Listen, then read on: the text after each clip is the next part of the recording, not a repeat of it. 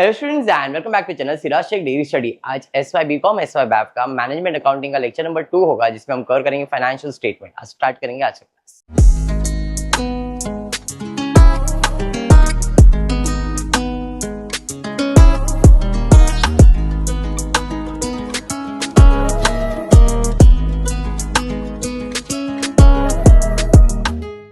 चलिए, in the previous class हमने vertical balance sheet का फॉर्मेट पढ़ा था।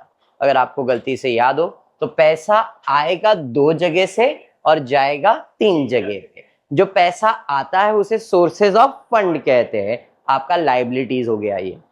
जो पैसा जाएगा उसे एप्लीकेशन ऑफ फंड कहते हैं और ये आपका असेट होता है। लाइबिलिटीज में 2 ही आएगा, own fund and borrowed fund. Sources of fund में ओन फंड और बोरोड।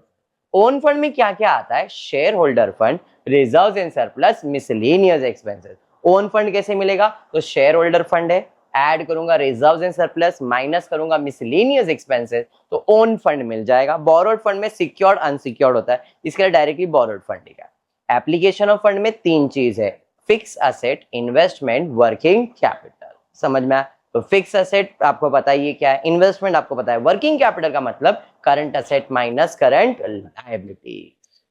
क्लियर है? पिछले क्लास में हमने ये वाला सम कंप्लीट किया था और एक सम हमने शायद कंप्लीट किया था। 2 सम किया था कि 1 सम किया था?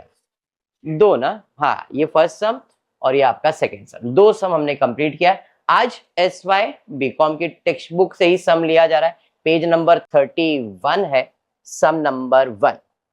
Following the summary balance sheet of Abhijit Limited as on 31st March 2025। Balance sheet बना के दिया। अपना काम क्या है? इस बैलेंस शीट को वर्टिकल फॉर्मेट में लिखना है, पूरा same to same copy paste करना है, लेकिन अपने को हेडिंग के अंदर लिखने का है। जैसे इक्विटी शेयर कैपिटल मतलब मालिक का पैसा, तो ये कौन से हेडिंग में जाएगा? ओनर्स फंड में।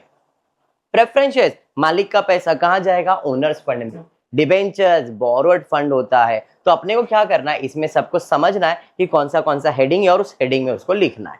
फॉर्मेट आई होप सबको बाय हार्ट है, ऐसा मेरा अजम्पशन है। तो पहले मार्किंग कर लेता हूं। Equity share capital of, of मतलब ओन फंड। प्रेफरेंस शेयर मतलब ओन फंड। डिबेंचर मतलब बोरोड फंड। समझ में आ रहा है? तो डिबेंचर तुम्हारा किधर जाएगा? बोरोड फंड में। यहाँ पे लोन फंड लिखा है, बोरोड फंड कल मैंने बताया था, लोन फंड या तो borrowed. General reserve, reserves and surplus, owner fund में ही जाएगा, रिजर्व्स एंड सरप्लस में। तो ओनर फंड में ही reserves and surplus. Capital reserve ये भी मालिक का पैसा है, own fund reserves and surplus में चले जाएगा। मार्किंग नहीं किया गया, ये दोनों सेम है। उसके बाद bank loan is your borrowed fund. Creditors liabilities, short term liabilities मतलब current liabilities. Bank overdraft current liabilities. Provision for tax current liabilities. Outstanding expenses current liability. Profit and loss, profit या loss credit पे दिया, reserves and surplus, own fund में reserves and surplus. Depreciation का provision asset में से minus होता है। Depreciation का प्रोविजन फिक्स असेट में से माइनस होता है। तो हम इसे क्या करेंगे? फिक्स असेट में से माइनस करेंगे। करंट लायबिलिटीज नहीं बोलते, फिक्स असेट में से माइनस करेंगे। समझाइए? कैश इन हैंड असेट है, कौन सा असेट? शॉर्ट टर्म असेट मतलब करंट असेट। तो कैश इन हैंड क्या है? Current asset. Cash at bank current asset. समझ में आया? प्रिलिमिनरी एक्सपेंसेस, एक्सपेंसेस कभी असेट होता है क्या? इसे बोगस असेट, नकली असेट कहते हैं, मतलब मिसलेनियस एक्सपेंसेस। तो जो भी नकली असेट है उसे हम लोग क्या कहते हैं? मिसलेनियस या तो प्रिलिमिनरी, दोनों चल जाएगा। समझाइए? तो ये कहां जाएगा? Miscellaneous expenses. और मिसलेनियस एक्सपेंसेस ओनर फंड में माइनस होता है। अगर आपको याद हो, share holder fund add reserve less miscellaneous, तो ये उसमें से माइनस होगा। समझा? गुडविल असेट है, फिक्स असेट लेकिन इंटेंजिबल, तो ये fix asset. Building fix asset होता है, ये भी पता है ना? बिल्डिंग आपका क्या है? Fix asset. नेक्स्ट उसके बाद क्या है? इन्वेस्टमेंट, और ब्रैकेट में क्या लिखा है? Long term. तो भाई इन्वेस्टमेंट तो इन्वेस्टमेंट ही होगा। फर्नीचर फिक्स असेट, यहाँ पे एफए लिखा है, ये इन्वेस्टमेंट ही आएगा, प्रिंटिंग हो गया। Furniture is your fix asset. Plant and machinery fix asset. Debtors current asset, debtors क्या है? Current asset. यहाँ पे एफए लिखा है, इधर क्या लिखना है? Current asset. करेक्शन है थोड़ा सा, लेकिन आपको समझा दिया मैंने। डेटर्स आपके क्या है? Current asset. उसके बाद prepaid expenses current asset. Prepaid क्या है? Current asset. Stock current asset, fix asset नहीं, current asset. Call in arrear, पैसा मिलने का बाकी है। किसका? इक्विटी शेयर का। और इक्विटी शेयर कौन होता है? ओनर होता है। तो हम कॉल्स इन अरियर क्या करेंगे? ओनर फंड में माइनस करेंगे। तो जो भी कॉल्स इन अरियर होता है वो शेयर कैपिटल में से माइनस होगा। तो ओनर फंड में अपन क्या करेंगे? Minus. Commission on issue of, ऐसा कोई एसेट कभी हुआ है क्या? नकली एसेट मतलब प्रिलिमिनरी एक्सपेंस मतलब मिसलेनियस, ओनर फंड में माइनस करेंगे। ऐसा कोई पॉइंट जो नहीं समझा है? समझा है ये? Format, sources of fund, application of fund. देखो सोर्सेज ऑफ फंड के अंदर ओन फंड, ओन फंड में क्या आता है? Share holder fund, reserves and surplus, miscellaneous, तो ओन फंड मिल जाएगा। बोरोड फंड या तो लोन फंड है, उसमें जो भी आएगा लिखेंगे टोटल कैपिटल एम्प्लॉयड। फिर एप्लीकेशन ऑफ फंड, पहला आता है फिक्स असेट जिसमें टैंजिबल और इंटैंजिबल दो टाइप के असेट्स होते हैं। फिर होता है इन्वेस्टमेंट और फिर होता है वर्किंग कैपिटल। वर्किंग कैपिटल में क्या होता है? Current assets, current liabilities. Format समझा? फॉर्मेट समझा? चलिए अब जैसा मार्किंग किया एक एक करके पोस्टिंग करना स्टार्ट करते हैं। इक्विटी शेयर कैपिटल कहां जाएगा? शेयर होल्डर फंड में। कितना है? 3,90,000। तो इक्विटी शेयर कैपिटल 3 रुपीज का कॉलम बना है, 2 भी बना सकते हो, प्रेजेंटेशन अच्छा हो जाएगा 3 कॉलम बनाते हो तो equity share capital inner column में 3,90,000। इक्विटी शेयर कैपिटल में जो कॉल्स इन अरियर होता है वो माइनस करना होता है। तो हम क्या करेंगे? कॉल्स इन अरियर को माइनस करेंगे। तो लेस कॉल्स इन अरियर कितना? 10,000। तो 3,90,000 में 10,000 माइनस करूंगा तो इक्विटी शेयर कैपिटल मिल जाएगा। कितना? तो 3,90,000 माइनस 3,80,000। उसके अलावा एक प्रेफरेंस शेयर कैपिटल भी है, वो भी शेयर होल्डर फंड है। तो शेयर होल्डर फंड कितना है? 2,00,000। इसको डायरेक्टली सेकेंड कॉलम में लिखना और ये 3,80,000 को इधर डालना, चल जाएगा। समझा क्या बोला मैंने? प्रेजेंटेशन इन लोगों ने साथ में कर दिया। आप क्या करोगे? 3 में से माइनस करोगे, 3,80,000 इधर, 2,00,000 इधर, दोनों को ऐड करके 5,80,000। समझा क्या बोला? अमाउंट कैसे प्रेजेंट करेंगे? तो ये मुझे क्या मिल गया? शेयर होल्डर फंड मिल गया। समझ में आया क्या? अब इसके अंदर हम ऐड करेंगे रिजर्व एंड सरप्लस। है क्या? जनरल रिजर्व है 60,000, तो general reserve 60,000, capital reserve 60,000, sorry 50,000। और कोई रिजर्व? हाँ, profit and loss. Profit and loss कितना है? 1,40,000। और कोई रिजर्व नहीं है। अरे समझा? तो टोटल 2,50,000 हो जाएगा आउटर कॉलम में। तो दो अमाउंट मिल गया, एक हुआ ओन फंड में शेयर होल्डर फंड, दूसरा रिजर्व। अब तीसरा है मिसलेनियस। मिसलेनियस एक्सपेंसेस में कौन सा है? Preliminary expenses, commission issue expenses. तो इधर आ जाएगा preliminary expenses, commission issue expenses. Preliminary 20,000, commission 15, total ले लिया 35,000। अब 3 अमाउंट आ गए, share holder fund, add reserve and surplus, less miscellaneous, तो क्या मिल जाएगा? Own fund. समझा? 5,80,000 में 2,50,000 ऐड होगा, 35 माइनस होगा, तो अपने को ओन फंड मिल गया 7,95,000, 7,95,000। तो आउटर कॉलम में आ गया ओन फंड। समझा? अब आ जाते हैं बोरोड फंड। बीएफ वाले ढूंढते कौन है? देखो एक 9% डिवेंचर्स है बोरोड फंड, बैंक लोन है बोरोड फंड, और कुछ नहीं, दो ही चीज मिलेगा लाइबिलिटी साइड पे ही। तो यहाँ पे 9% डिवेंचर्स 2.5 लाख रुपए, 11% बैंक लोन 1,00,000 रुपए, दोनों को ऐड करेंगे टोटल बोरोड फंड मिल जाएगा। समझा या बाउंसर गया? अब क्या है? Own fund plus borrowed fund, तो क्या मिल जाएगा? Capital employed. 7,95,000 प्लस 3,50,000, 11,40,000। ये हो गया लाइबिलिटी साइड का टोटल। बैलेंस शीट टैली होना चाहिए, लाइबिलिटीज हो गया। अब असेट साइड पे भी यही अमाउंट आना चाहिए, ये वाला अमाउंट नहीं, क्योंकि इसमें से कुछ चीजें अपन ने लिखा ही नहीं लाइबिलिटीज में। आपने ये सारी चीजें लिखी कि लाइबिलिटीज पे नहीं, बट बैलेंस शीट फिर भी टैली होने वाला है, क्योंकि हम उधर की चीजों को इस बाजू लेके माइनस करने वाले, करंट असेट और करंट लाइबिलिटीज के। अगर नहीं समझा, इतना तो समझ में आ गया पक्का। अब एप्लीकेशन ऑफ फंड में फिक्स असेट। फिक्स असेट में दो टाइप के असेट होते हैं, एक होता है टैंजिबल और एक होता है intangible. What is tangible asset?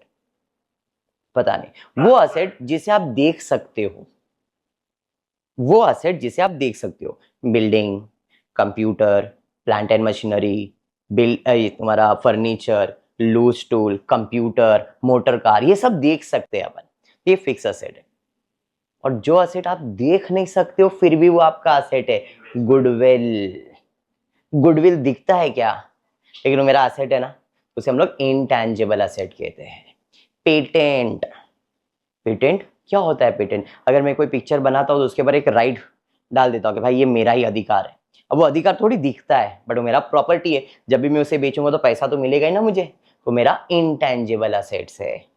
समझ में आया? कॉपीराइट्स मेरा प्रॉपर्टी है बट इंटेंजिबल इन नेचर है। तो वैसे ही फिक्स असेट में दो आते हैं, एक जिसे आप देख सकते हो टेंजिबल, और एक आप जिसे नहीं देखते हो फिर भी वो आपका असेट है, इनटेंजिबल। तो इस केस में सबसे पहले टेंजिबल असेट्स में क्या क्या है जरा देखता हूं। बिल्डिंग है, फिक्स असेट 3 लाख रुपए। फिर इन्वेस्टमेंट है, फर्नीचर आ जाएगा। उसके बाद प्लांट एंड मशीनरी आ जाएगा। फिर बस इतना ही है। अब जो भी फिक्स असेट होता है उसी को डेप्रिसिएशन देते हैं। देखो डेप्रिसिएशन था, डेप्रिसिएशन हमेशा टेंजिबल असेट पे होता है, इनटेंजिबल असेट्स पे नहीं। तो जो भी असेट का टोटल आएगा उसमें हम लोग डेप्रिसिएशन, कितना हमारा डेप्रिसिएशन 80,000 लायबिलिटी साइड पे वो माइनस करेंगे। तो इसमें ये ऐड और माइनस करेंगे तो टोटल टेंजिबल असेट्स मिल जाएगा। समझा? ये सब में ऐड और 80,000 माइनस किया।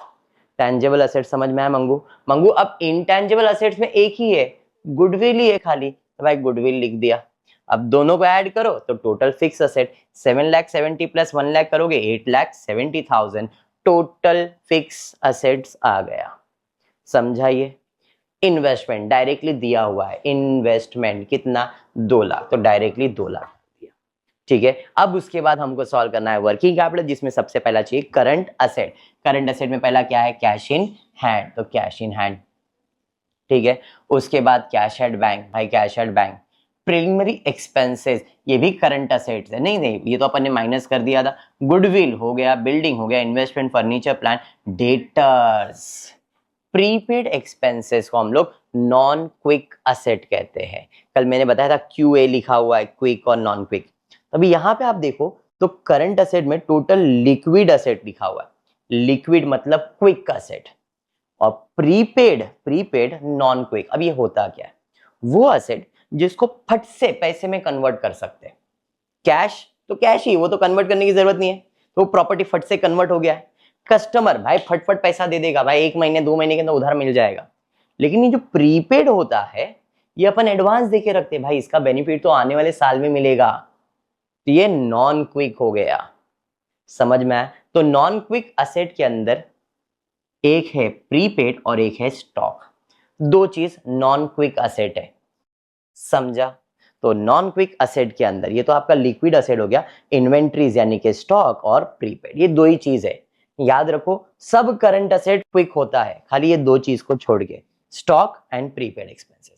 स्टॉक एंड प्रीपेड इन दोनों को छोड़ के बाकी सब करंट असेट क्विक होता है।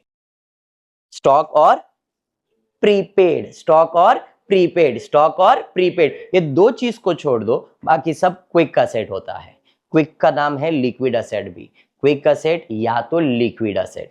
नॉन क्विक असेट में सिर्फ दो चीज आता है। अब इन दोनों का टोटल किया, इन दोनों को ऐड करूंगा तो टोटल करंट असेट मिल जाएगा 4,05,05,000, 5,05,000। अब करंट लायबिलिटीज में भी same, quick and non quick, खाली एक ही चीज है जो कि है नॉन क्विक, बाकी सब तुम्हारा क्विक लायबिलिटीज है, और वो है बैंक ओवरड्राफ्ट। है क्या बैंक ओवरड्राफ्ट? है। तो ये तुम्हारा नॉन क्विक है, बाकी सब तुम्हारा क्विक है। तो भाई करंट लायबिलिटीज में क्या क्या आएगा? क्रेडिटर्स, बैंक तो non quick, provision for tax, outstanding expenses, और कुछ नहीं, खाली बच गया बैंक ओवरड्राफ्ट। वो कहां जाएगा? नॉन क्विक के अंदर। तो ये मेरा क्विक लायबिलिटीज और नॉन क्विक में क्रेडिटर, सॉरी बैंक ओवरड्राफ्ट। समझा? जैसे नॉन क्विक में असेट में दो है, स्टॉक और प्रीपेड, लायबिलिटीज में सिर्फ एक है, वो है बैंक ओवरड्राफ्ट। समझा? ये दोनों को ऐड किया तो अपने को मिल जाएगा करंट लायबिलिटीज। करंट असेट में करंट लायबिलिटीज, वर्किंग कैपिटल का फॉर्मूला है current asset minus current liability. तो ये करंट असेट है, ये करंट लायबिलिटी से माइनस करूंगा तो मुझे वर्किंग कैपिटल मिलेगा। अब यहाँ पे तीन अमाउंट आना चाहिए, एक आउटर कॉलम में फिक्स असेट आना चाहिए, इन्वेस्टमेंट आना चाहिए और working capital. 8,70,000 plus 2,00,000 plus 75,000 add करो, देखो 11,45,000 आ रहा है क्या?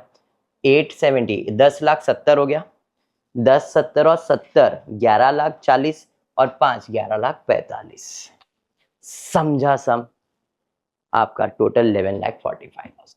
आपको इस टॉपिक में क्या करना है, क्वेश्चन दिया हुआ है, यही क्वेश्चन कॉपी पेस्ट किया लेकिन हेडिंग के हिसाब से। इसे कहते हैं vertical balance sheet. Balance sheet को वर्टिकल फॉर्म में प्रेजेंट करना। समझा? इसी का फाइनल अकाउंट आएगा, इसमें ही सब चीज होने वाला है। अभी अभी आपको ऐसा लिखने का हैबिट छोड़ना है, आपको ऐसा बैलेंस शीट लिखना है। और टीवाई में आ जाओ तो इससे और अपग्रेडेड वर्जन मिलने वाला है। तो ये बेसिक सा फॉर्मेट तो याद रखना पड़ेगा। समझाइए?